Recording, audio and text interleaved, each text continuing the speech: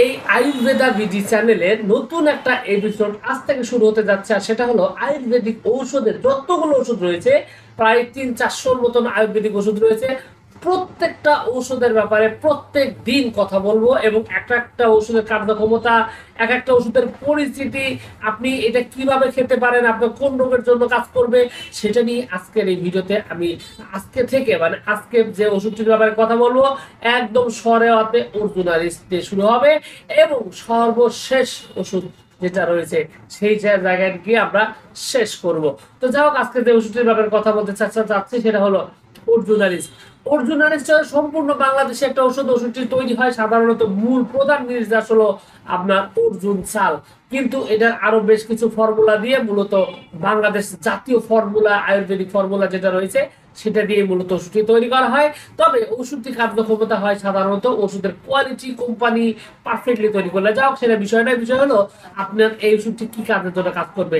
ওষুধটার প্রথম কাজ হলো হৃদরোগের সমস্যা বা হার্টের সমস্যা, যাদের বুক ধরফর করে। প্রথম কথা হলো বুক ধরফর করে, অন্ধকারে চলতে পারেন না, অন্ধকারে চললেই দেখা যায় ভূতের ভয় করে প্রচন্ড রকমের, সে একা একা কিছুই করতে পারে না, সাহস নাই, মনের মধ্যে ভরসা নাই, নিজের প্রতি বিশ্বাস নাই, একটা সবাই সন্দেহ করে, শরীর দিন দিন দুর্বল হতে হতে একদম খুবই খারাপ একটা অবস্থা, এবং সেই সাথে অল্প একটু শব্দ হলে চমকায় ওঠে, মনে হয় মারা যাবে, এরকম একটা ভয়ঙ্কর পরিস্থিতি যদি হয়, সেক্ষেত্রে আপনার এই অর্জুনারিস্ট একটা অদ্বিতীয় মহা ঔষধ, যেটা কিনে আপনাকে স্থায়ীভাবে সমাধান করতে সক্ষম।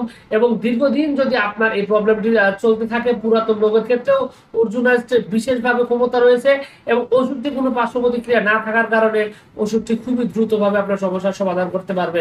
বিশেষত আপনার যদি এই হার্টের সমস্যা, হৃদরোগের সমস্যা থাকে, পাশাপাশি হাত পা কাঁপাকাঁপি করে, সেই সাথে আপনার যদি দেখা যায় শরীর দুর্বল, প্রচন্ড রকমের শরীরে দুর্বলতা রয়েছে, সেইগুলো সমস্যার জন্য কিন্তু অরিজিনালিস্টের বিশেষভাবে ক্ষমতা রয়েছে। অত্যন্ত কার্যকরী ওষুধ কিন্তু আপনার এই অর্জুনারিস। এবং এই অর্জুনারিস ওষুধটি যদি আপনি নিয়মিত কিছুদিন যদি সেবন করেন, তাহলে স্থায়ীভাবে আপনার এই হার্টের সমস্যা, হৃদরোগের সমস্যাটি দ্রুত আপনি মুক্তি পেতে পারেন। আরেকটা বিষয় বলে দেই, এটা মূলত ওয়ারিস্ট বা সালসা ঔষধ। তো সালসা ওষুধ হওয়ার একটা সমস্যা হলো, এটা ছোট অল্প বয়স্কদের জন্য খাওয়ানো উচিত নয়। বিশেষ করে 10 বছরের কম যারা রয়েছে তাদের ক্ষেত্রে কিন্তু এই ওষুধটা খাওয়ানো উচিত নয়। এই ওষুধটা অবশ্যই খাওয়াতে হবে প্রাপ্ত বয়স্ক বা 10 বছর প্লাস যাদের বয়স রয়েছে তাদের। এবং অনেক ক্ষেত্রে আমি এটা সরাসরি বলবো, ওষুধটা সেবনের ক্ষেত্রে একজন বিশেষজ্ঞ আয়ুর্বেদিক ওষুধের ডাক্তারের সাথে কথা বলে তারপরে ওষুধটা সেবন করলে আরো ভালো উত্তম হয়। আর কারণ হলো, আপনার হৃদরোগের জন্য শুধুমাত্র মেইন ওষুধ হিসাবে অর্জুনাইজ কাজ করলে অনেক ক্ষেত্রে এই ওষুধের সাপোর্টের প্রয়োজন হয়, এর সাথে অন্যান্য ওষুধেরও দরকারিতা অনেক ক্ষেত্রে পড়ে। সেটা নির্ভর করবে আপনার রোগের গভীরতা, রোগের অবস্থা, রোগটা বর্তমান কন্ডিশন, সবকিছুর উপর নির্ভর করবে মূলত এটা।